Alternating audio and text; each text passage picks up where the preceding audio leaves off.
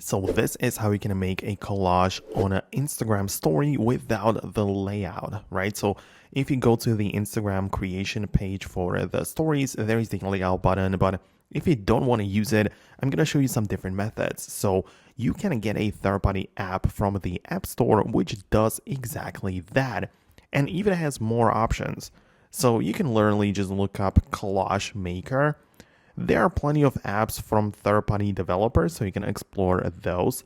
But I like to use this one called Layout. It's called Layout, but it's not from Instagram, right? So you can find the app right here, and it is great. It has so many effects and templates which you can use.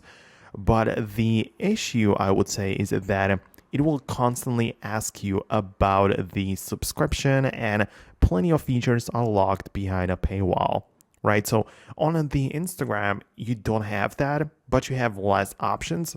Here you have many templates, but it will most certainly ask you for the subscription. So that's one option or thing that you need to know about. In some other videos of mine, I've shown you how you can create a collage using the Shortcuts application, and I'm going to link the shortcut below into the description. So you're going to click on it and you'll get to this shortcut. When you click it, you'll be able to select multiple photos from your gallery right there. It doesn't matter what it is, you just select it, and then you will put them together in an order based on your preference.